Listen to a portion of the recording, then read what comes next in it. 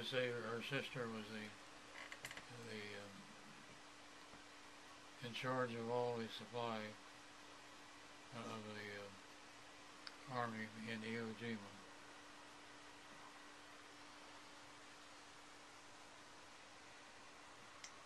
So when they called up from Iwo Jima,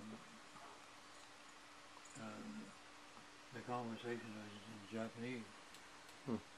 So she had to have workers that understood that. But Grace's sister was a very excellent supervisor, very big-hearted, and she used to bring her employees up here to visit. That's before they built the tea house. So, Grandpa, why did you decide to build the tea house? I wanted something that would be significant from the standpoint of improving the property. So, what type of construction should you do? A tea house was perfect because it has meaning.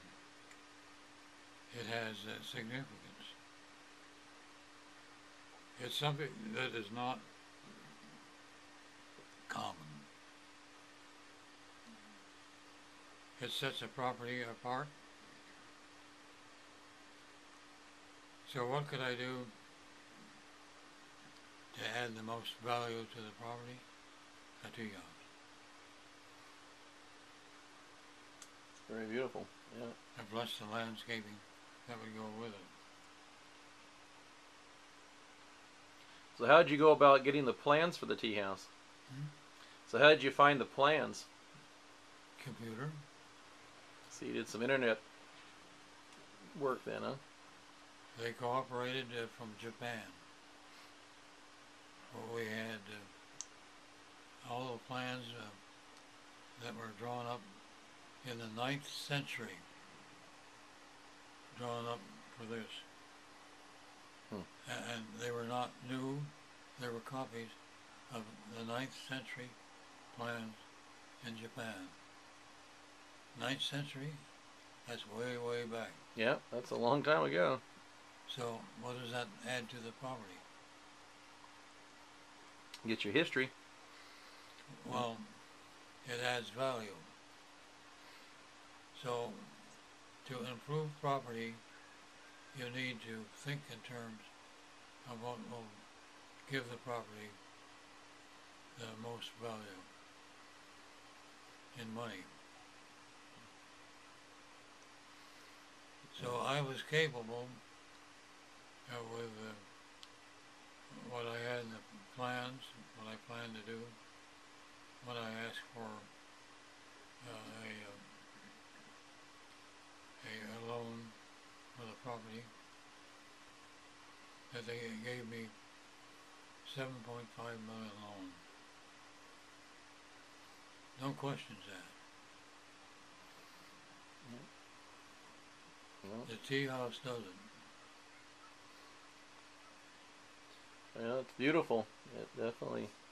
Well, not only the tea house didn't exist then, but the Japanese garden did.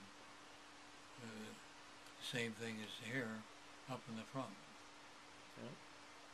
So you've had the same you had the same construction person do your landscape who did your tea house? Yeah. And he gave his heart and his soul to build it. He had to go over the plans time after time. Go down to San Francisco, to the Japanese garden and Golden Gate Park, and talk to people there. So he said that also he got back on the computer and talked to the people that were specialists. Now, what's his name? Ken Niyojima. So when a man would give his whole heart to building this, and to build it exactly the way the plans that go back to the 9th century. The only thing that he couldn't replicate, he used cedar shingles. They're expensive. But the true cheat house, the shingles are colored glass. Oh, colored glass, wow. The price of buying just the shingles for this would have been $8,000 just for the roof. So if we had the glass shingles up there, this is artwork. Yeah.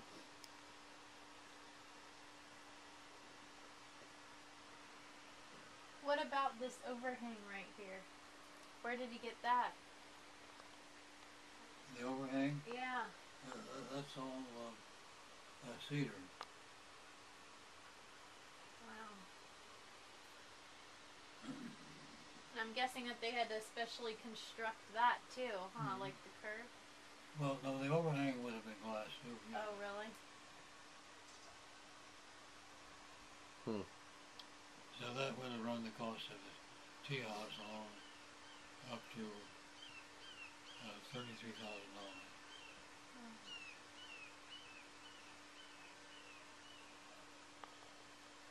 So it added to the, when I asked for an appraisal for a home loan, $7.5 million.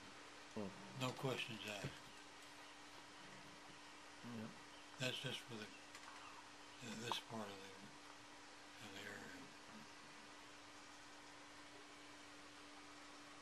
So when you think in terms of what you're doing and where you need the value, think back in this county. This is a major Japanese settlement centuries ago. So you look back over the Japanese history and you look at their faces. What do they look like? They're all already here. The American Indian. Yep. So, centuries ago, Japanese were all over the world. They were the major race.